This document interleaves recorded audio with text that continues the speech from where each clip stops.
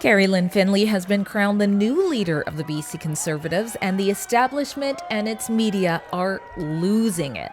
I'm Drea Humphrey with Rebel News, bringing you my coverage of Findlay's nail-biting win, the reactions from those present, including some of her former leadership contenders, and you're going to want to watch this till the end so that you don't miss the NDP and mainstream media frenzy that's now working overtime to try and sway public opinion away from Findlay.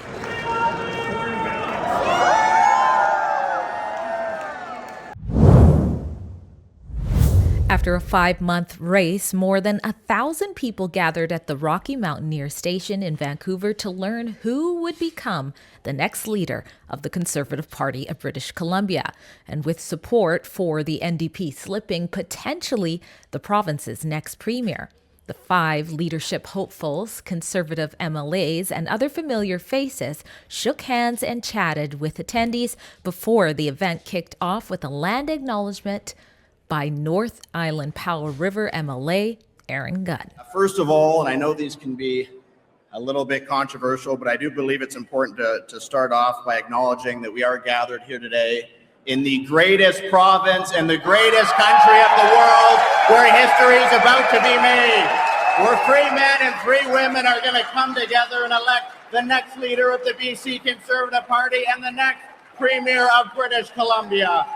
BC Conservative President Angela Isidoro then took the stage to unseal the first round of results from the party's rigid voting regime, which meant that only around 60% of the party's 40,000 members who underwent a digital facial biometric verification process were eligible to cast their votes on a ranked ballot, where they place their top pick for leadership first and could rank a 2nd through a 5th candidate if they chose to. In 3rd, with 1,865.82 points, equating 20.3%, Ian Black.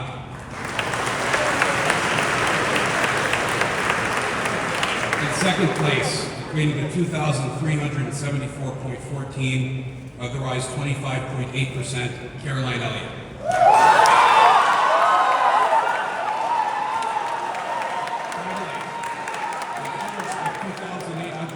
Points, 0.42, equating to 30.5%, Kerry-Lynne Findlay.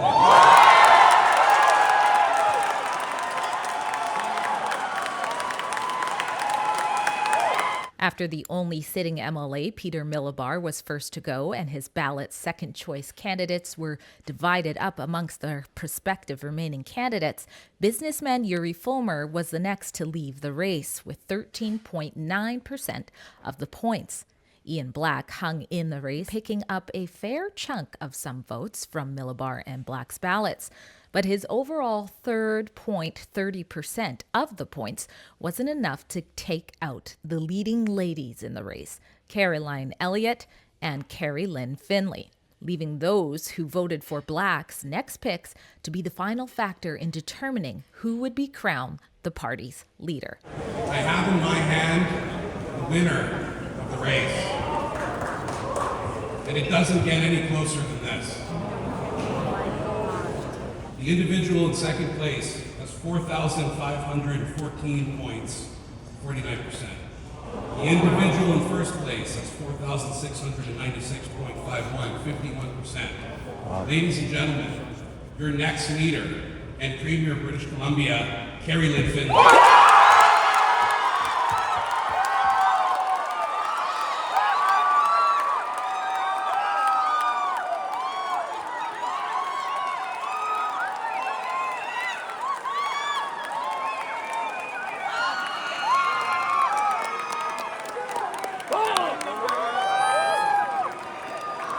I want to thank you from the bottom of my heart.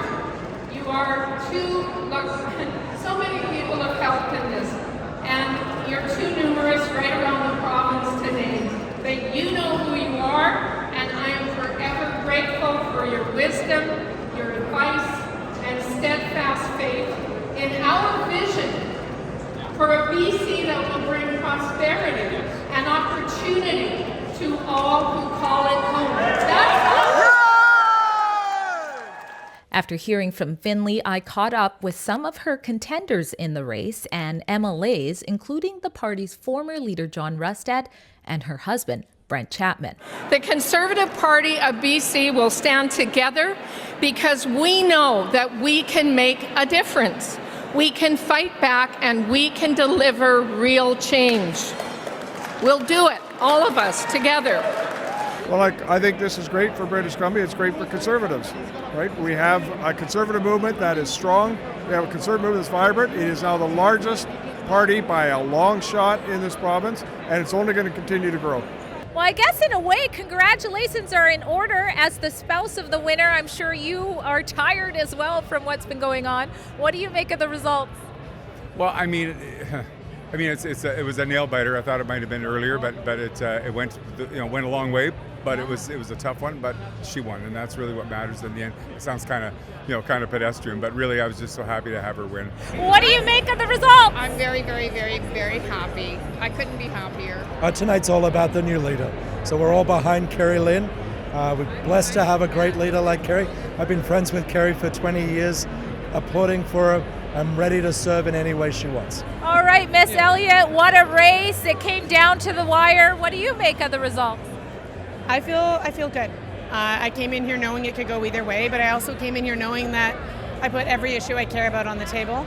I think that we changed the sort of the discourse of this debate in a really, or the entire campaign in a good way, and we left nothing on the table.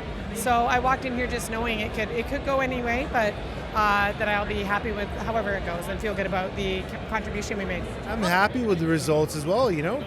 Kerry-Lynne Findlay, I've been on her EDA. She's always been a strong Conservative, principled. She was on my ballot, and I'm happy with the result as well. Did you think it was going to be that razor thin of a race? Were you surprised to see that at all? I knew that it was going to be really close to see who was first, second, third on that ballot, to see who would drop out. I knew that was going to be close, and I also knew that it would be close going in. And it's just, that's how politics is.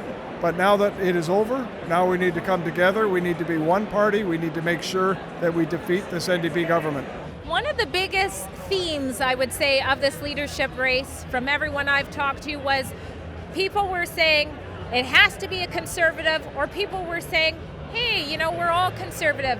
What do you make of your wife winning under the popular belief that she was the most Conservative candidate? What does that mean? I think what it means to Conservatives is that they want to know that even when they're not looking, even when there's no cameras on, that person's going to be talking to people and have that Conservative mindset so they can count on it. And they know that someone's not going to go the other way and get soft and mushy, and they're going to stay strong to their Conservative values, and that's what's going to work. I think because as Conservatives, we believe that is what's going to work and make things better. So I think that's what's important. Faith, family, and freedom. That's what it's all about. And truly. And I can't wait to get started.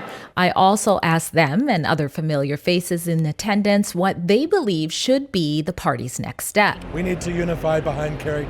That's all we need to work on.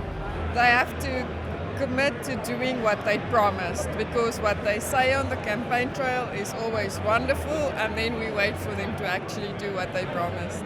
Congratulations to Kerry-Lynne Findlay. And we're going to move the province forward and defeat the NDP at the next election. So I'm really excited, and I'm grateful to be part of the process. So thank you. I'm so impressed because she came out the strongest in support of me, and I was afraid that was going to be a detriment to her campaign. But she made it, and that really gives me peace. Well, I think it ended up being very close. Not surprising. I think we had two very strong women end up leading the race. And I think from my experience in Alberta, what is mission critical is unity. So the caucus all went on stage after her speech. They're unified behind her, and the membership should get behind her as well, and to form a Conservative government, because that's what BC needs more than anything else. I think my prediction was generally accurate. There was a lot of fear in the party about Kerry-Lynne Elliott being a candidate that might not hold the Conservative side of the party. I obviously liked Harman, Kerry-Lynne, and KLF the entire time. Any of these people would have been a better premier than David Eby for sure. We have to not have the NDP government at all. KLF is the most Conservative candidate, and she won on the last ballot, which is a little bit nerve-wracking for our party, because it means that it's it's not a confident and super strong victory. But it's incumbent upon KLF to unite the party, and that's important because she has been a whip before, and she's experienced, and she's been a minister in a federal cabinet, which is much harder than a provincial cabinet, and I think she'll do a good job uniting the party. We're happy. Yeah. So happy Kerry-Lynne won. That was your number one choice, I'm feeling? Absolutely. Yes. What was it about KLF that you thought she needs to lead this party? I think she's a true conservative. I was honestly really worried about the watering down of the Conservative Party by Liberals and the influence from the Laurentian elites in Ottawa. So I'm really pleased that BC is headed in the direction that we need to be. We need to change things dramatically. I'm so excited. I think this was a good punch in the face to the establishment that tried to stop her, to the people who want the party to be more of a centrist party, who are afraid about telling the truth about issues. Kerry-Lynne Findlay was the one candidate who went out of her way to reach out to me to campaign hard on stopping child transition. She's going to use the notwithstanding clause if need be to stop child transition, because inevitably when you try to ban this, a judge will get in the way and try to interfere. Hopefully BC can hit the reset button, right? At the end of the day, you know, there's a new leader now of the Conservative Party, but I think, you know, the recall EB thing is important. I mean, even though there's a new leader, I think to myself, well, what weight do we have in the Legislative Assembly right now? I feel the focus, I mean, they can push bills through, but are they going to get anything voted through? I don't know. I think the true nature of British Columbia will show forth, and we're going to have more prosperity, we're going to have more equality, and I think we have a brighter future. I think that election ready. This BC NDP government is on its very last legs. We need a change in government in BC. Obviously, I'm biased. I would love a Conservative government to help get a pipeline built to the West Coast for Alberta, but also for the state of British Columbia to replace this EB-NDP government. And I think, as I said, unity is mission critical. And I think from my experience in Alberta, we had a divisive leadership race, and we came together as one party, united for a common purpose. And I hope that BC can do it as well. Because she has the experience of being a whip and a federal cabinet minister in a much larger caucus, I think she can do a good job bringing everyone on board. There was a friend of mine who was working on the KLF campaign and said that she's going to have the energy and strength to be a no-nonsense grandma to fix everything that's gone wrong in the province. I think we need to unite behind the leader and work forward into defeating the NDP. We've got to stay focused on defeating the NDP. They have been such a disaster for this province, and we lose sight of that sometimes, what they're doing to the economy, what they're doing to our fiscal situation, what they're doing in our schools, what they're doing in terms of, honestly, just our sense of pride in being British Columbian. Those are things that I've been talking lots about over the campaign. Those are the things that, regardless of who won the leadership, we always needed to stay focused on. So I'm going to stay focused on that, and I'm going to be behind anyone who's talking about those things. Kerry-Lynne Findlay is a veteran politician. She's not a 40-year-old who needs to play political games anymore. She can just do the right thing, and she can tell the truth. And if she does that, this province is going to boom, because all you have to do as government is to get out of the way and let the private sector do its thing. We're going to get pipelines done. We're going to get LNG plants done. We're going to get the forestry sector going again. We're going to get this resource economy booming. And most importantly, we're going to protect kids from this cult of gender ideology. But almost as soon as caucus unity photos, AI memes, and other fun posts came out to celebrate, the NDP and the establishment's media came out to attack the grassroots win of a leader many believe was the most conservative option. I know that many people are saying that she is far right, that she is extreme. I know that she's divisive, but what matters to British Columbians is that they will make the Conservatives under Kerry-Lynne Findlay are completely united in making housing more expensive for British Columbians, and British Columbians cannot afford that. And of course, they couldn't resist the left's favorite ad hominem attack, like trying to Trumpify her for her cute victory dance, or flat out labeling her Maple MAGA. And the liberal, light, formerly conservative MLAs, Eleanor Sturko and Amelia Boatby, who are now serving as independents, probably hoping their choice candidate would have won so they could easily return, were no better. Here, the two are whining to the woke Canadian press about Findlay's win, claiming she'll be polarizing. Volpe claimed that Findlay's victory on Saturday showed that the party of BC Conservatives and their board want to take the party further and further to the right and engage in Donald Trump-style populism. And Eleanor Sturko, she says she's sad that the party, according to her, doesn't represent centrist voices. And what centrist voice would that be? Perhaps ones that agree with their recent decision to vote against independent MLA Tara Armstrong's bill that would have stopped discriminatory race-based hiring at our tax-paid-for universities. Or they're united in tolerance for a Reformed Christian pro-life group called ARPA being invited into the legislature to discuss the radical maid and child transitioning practices we engage in Canada. Even the NDP gave them a pat on the back for that one. Or perhaps Sturko was hoping the new leader would align better with her own sex activism. After all, she was a driving force behind the Surrey RCMP detachment's decision to take a break from fighting crime to raise a pride flag when she served as an officer. Very centrist. But, of course, the CBC topped the cake when it comes to shots being fired at Findlay. After all, isn't that what they get paid the big bucks for? And in terms of, the NDP thinking perhaps, with somebody as divisive as Findlay heading the party now, that gives them a better shot. What are your thoughts on that? That's so silly, isn't it? You use the word fight in your response there when it comes to DRIPA and First Nations leadership. Is that how you see your relationship with First Nations in BC? Absolutely not. You are baiting me with the way you asked that question. How do you I'm plan sorry to work you're with doing First that. Nations? That's unfortunate. Here we are at CBC again baiting a Conservative. You use the term fight. I use the term fight. Yes, I did. But fight means standing up. Fight means, I said that along with talking about negotiation. I am a trained negotiator. I've trained at Harvard Law in negotiation. I understand the art of negotiation. I have had many respectful dialogues with Indigenous people throughout my legal and political career. It isn't about that. It is about standing up for all British Columbians. And right now, there's a great deal of uncertainty about property rights in this province and in this country. And I intend, as government, to move forward in a way that benefits all British Columbians, not just Indigenous. But I do agree with what the Vancouver Sun said. It said it would be a mistake to underestimate Findlay. And underestimating is exactly what the establishment wants you to do come next election.